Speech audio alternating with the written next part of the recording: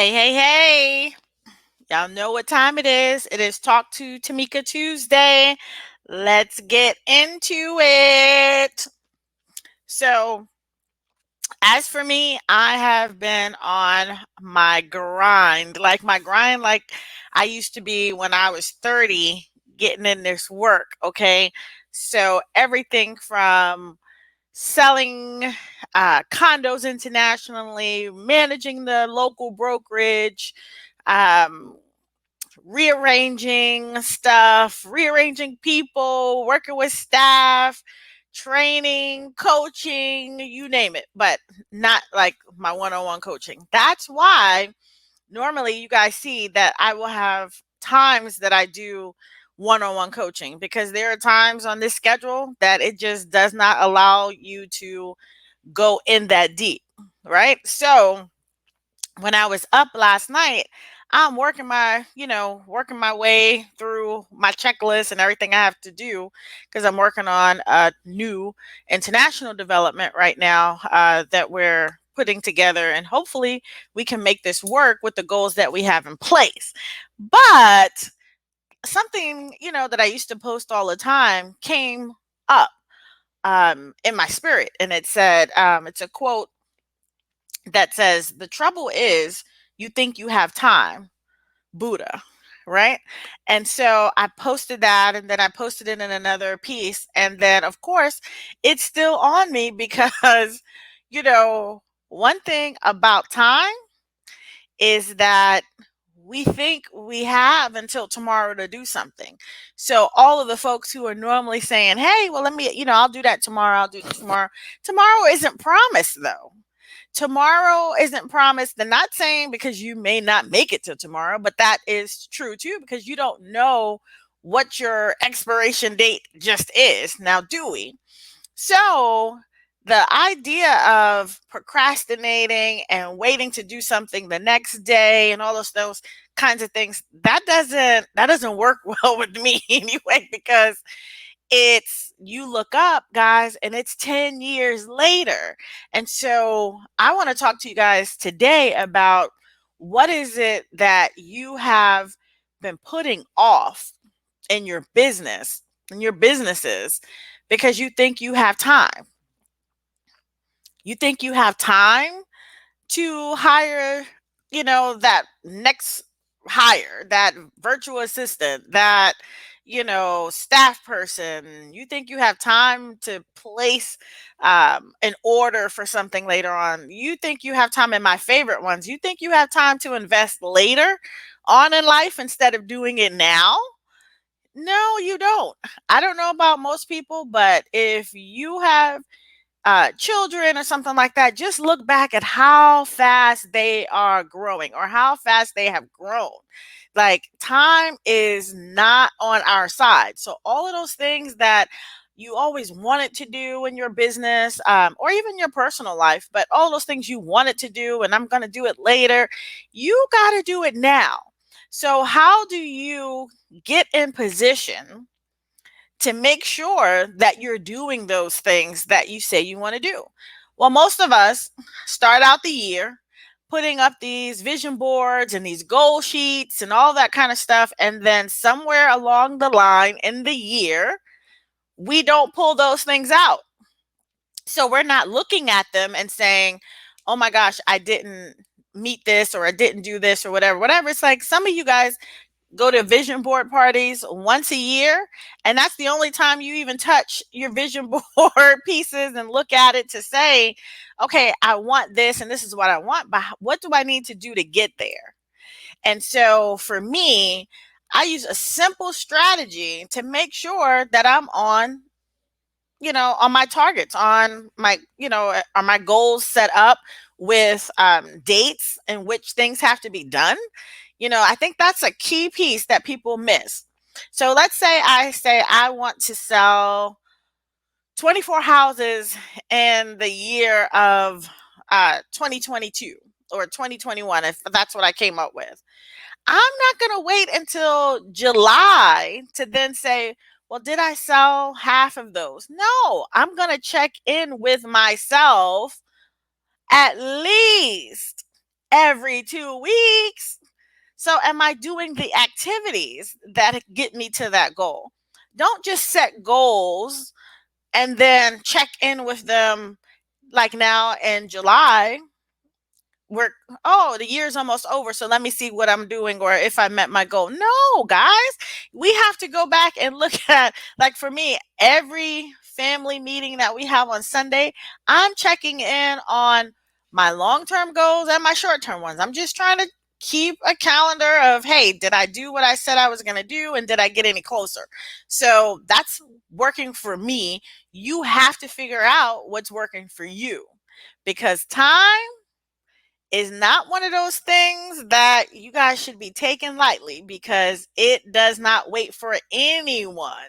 Not me, not you. And then the minute you say, I'm going to do something later on, other stuff comes up. So here's a couple of things that I would recommend you guys do, and getting ready for it. And I was laughing the other day because I keep writing 2022 this year. And so if so, for example, today is July 27th, and someone says, well, what are you doing? And I'm like, oh, I'll write on the checks or something, July 27th, 2022. And they're like, it's not 2022. But see, guys, in my head, this year is already over because of what I have to do. So if I'm forecasting in real estate and I'm planning events and things like that, the calendar for 2022 is already set. So forgive me that my mind has already planned what those goals need to look like for 2022. And now today, I am just working on what I said I was going to do from the previous year. So one thing I would suggest, some people can't go that far into their schedule, and so start small.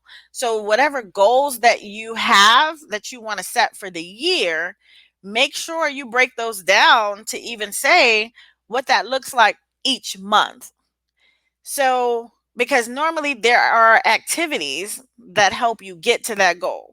So I'll go back to using the example of selling 24 houses, because a lot of people um, can keep their heads around a 12-month calendar much easier. So if we have 24 months, 24 properties, then in my head, I'm saying I need to at least be selling 2 properties per month. Well, in order to get to 2 properties per month, there are certain things I need to be doing every week so that I can get to those 2 properties per month. Now, granted, you might sell more in the summer or whatever it is, but the activities that you put in place don't stop. So that's where, let's say it is things like every week, I am taking 2 hours to call on past clients. I'm taking an hour to do my thank you notes. I'm taking another hour, just to talk to new clients. I'm taking another hour to write for my blog. Those activities are the things that are going to help me get to my 2 deals per month that I'm working to close. Got it? So if I'm not doing these things, how can I expect that I'm going to have the sales that I want if I'm not doing the activities? So sometimes in the goals that you guys set, you got to check on the activities. And the best way to check on the activities is by looking at them weekly. Hey, did I do the blog? Did I sit down and do the posts? Did I do these particular things? So on top of doing your goals, make sure you break them down per month, and then make sure that those activities are also being done. So that's my tip for you guys for today. Really just to keep up with the time, because time is fleeting. It keeps moving, it keeps going.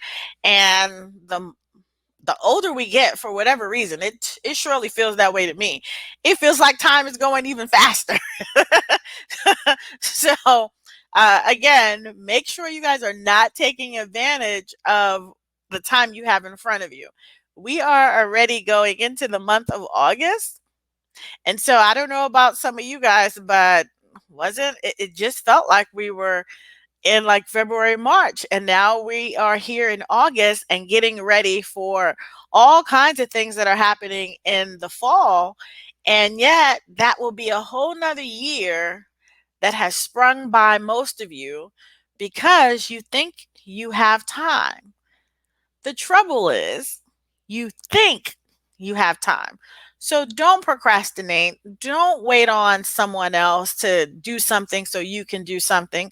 Don't wait on buying those investments. Don't wait on, getting that car you so much needed. Don't wait on taking that trip. Stop waiting. Start planning and getting stuff done. And this is a message to my young people. Do not wait until you are later on in life to start investing. You don't have the time either, because the earlier you invest, the earlier you can retire. You do not want to be 80 years old and having to work, not because you want to work and keep busy, but because you have to work. So don't wait on, I'm waiting on the market to crash. I'm waiting on everybody who has said to me, I'm waiting on the boom. I'm waiting on prices to go down. I'm waiting on this. I'm waiting on that. I look back now and I'm seeing people who have been telling me they've been waiting for this, that, or the third. They've now been out of the market and they could have invested in a property 5 years ago. And now it's 5 years later and they still don't have a property. So that means they still have not built any wealth in 5 years. 5 years of not building any wealth is crucial in your investment strategies and how you'll be able to retire. Because again, guys, you can make $100,000, you can make $1 million in a year, whatever it is, but if you're not building wealth with that money and all you're doing is spending it, then you're not really a millionaire, you're not really wealthy. You are still in a consumer mindset. And I'm seeing that very, very often, is that people can make these six figures, but at the end of the year, they're not holding on to the six figures and they haven't invested any of it in any vehicle for investing. So I don't care if you're investing in crypto or real estate or whatever it is, invest in something, because every year you guys are blowing the money that is coming through your hands. And that's why it's not always about how much you make, but it is about how much you save or keep to invest. So not just saving and I'm going to put it in the bank, because your $500 in the bank is now $502 at the end of the year. I'm not talking about that. I'm talking about that you saved your $500 out of your $700 check or wherever you got it from. And now you have invested that. So you're flipping that and you're building wealth off of that $500. So if you are so tight that you're holding on to money because I don't know why, understand that you're hustling backwards at that point, because inflation has went up, food costs have went up, housing costs have went up. So that $500 you were holding on to, the value of it is probably $400 at this point. So keep those things in mind, guys. Do not don't just truly don't take time for granted, because everything else is fleeting. And as I said, I woke up one day and I was like, wait a minute, what happened? I did 5 years just go by? But I could pull out my goal sheets and say, oh yeah, but I purchased 3 properties in that time, or I purchased this amount of this, or I invested in this. Like I had something to show for it.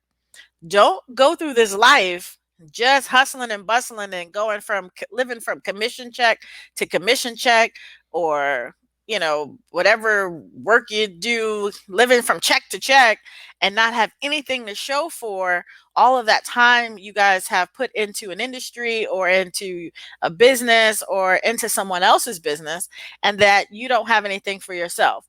So I'm going to leave you guys because I have other business I got to take care of. And one thing I want you guys to realize is that a lot of the people who are sitting on here, you've already had $1 million go through your fingertips. Go ahead and count back to all the jobs you had, all the money, the income you've had, lawsuits, everything else. You've had $1 million come through your fingers. You don't have $1 million in real estate or in your account. And so my question to you is, what you going to do with that next $1 million that you make? All right. It's Auntie Doc, Mama Doc, whatever you guys call me. Talk to Tameka Tuesday. I'm out. You guys have a great rest of your day and a great rest of your week.